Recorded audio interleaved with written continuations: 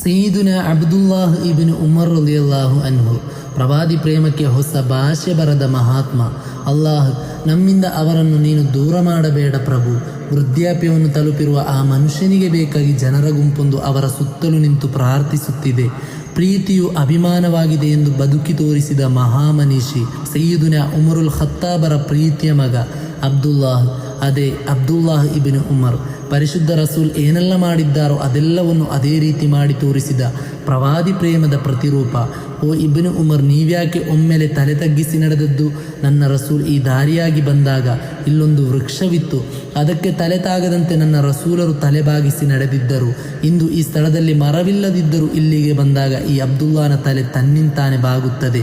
ಪರಿಶುದ್ಧ ರಸೂಲ್ ಮಸೀದಿಯಲ್ಲಿ ಯಾವ ಸ್ಥಳದಲ್ಲಿ ನಮಾಜ್ ಮಾಡಿದ್ದಾರೋ ಅದೇ ಸ್ಥಳದಲ್ಲಿ ನಿಂತು ಇಬ್ನ್ ಉಮರ್ ಕೂಡ ನಮಾಜ್ ಮಾಡುವರು. ಪರಿಶುದ್ಧ ರಸೂಲ್ ಅಂದೊಮ್ಮೆ ಅದ್ಯಾವುದೋ ಸ್ಥಳದಲ್ಲಿ ಕೂತು ಪ್ರಾರ್ಥಿಸಿದ್ದರು.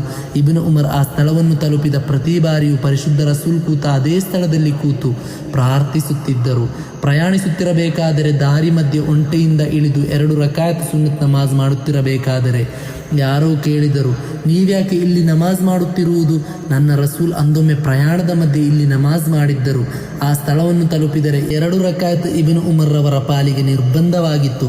ಉಮ್ಮಹಾತುಲ್ ಮುಅ್ಮಿನೀನ್ ಮಹದಿ ಆಯಿಷಾ ಬೀವಿ ಹೇಳುತ್ತಾರೆ, ಇಬ್ನ್ ಉಮರ್ ರವರಂತೆ ಪರಿಶುದ್ಧ ರಸೂಲರ ಜೀವನವನ್ನು ಅನುಸರಿಸುವವರು ಯಾರೂ ಇಲ್ಲ. ಸ್ವಹಾಬಗಳು ಹೇಳುತ್ತಾರೆ, ಹದೀಸ್ ಹೇಳುವಾಗ ಇಬ್ನ್ ಉಮರ್ ರಲಿಯಲ್ಲಾಹು ಅನ್ಹುರವರು ಎಚ್ಚರಿಕೆಯಿಂದ ಭಯಪಟ್ಟು ನಡುಗುತ್ತಾ ಹೇಳುವರು. ಒಂದೊಂದು ಅಕ್ಷರವನ್ನು ಉಚ್ಚರಿಸುವಾಗಲೂ ಇಬ್ನ್ ಉಮರ್ ರವರ ಕೈಕಾಲುಗಳು ನಡುಗುತ್ತಿದ್ದವು, ತುಟಿಗಳು ಕಂಪಿಸುತ್ತಿದ್ದವು.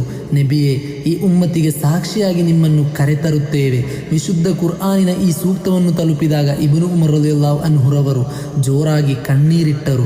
ಹೃದಯ ಒಡೆದು ತುಟಿಗಳು ಕಂಪಿಸತೊಡಗಿದವು, ಕೈಕಾಲುಗಳು ಒಂದೇ ಸಮನೆ ನಡಗತೊಡಗಿದವು. ಅಂದು ಇಬ್ನ್ ಮಸೂದ್ ರಲಿಯಲ್ಲಾಹು ಅನ್ಹುರವ ಸ್ಥಳವನ್ನು ತಲುಪಿದಾಗ ಪರಿಶುದ್ಧ ರಸೂಲ್ ಜೋರಾಗಿ ಕಣ್ಣೀರಿಟ್ಟಿದ್ದು, ಬಿಕ್ಕಿ ಬಿಕ್ಕಿ ಅತ್ತಿದ್ದು ನಿಮಗೆ ನೆನಪಿಲ್ಲವೇ? ಅಲ್ಲಾಹನು ಮಹಾನರ ಬರಕತ್ತಿನಿಂದ ನಮ್ಮನ್ನು ನೈಜ ಪ್ರೇಮಿಗಳ ಸಾಲಿನಲ್ಲಿ ಸೇರಿಸಲಿ.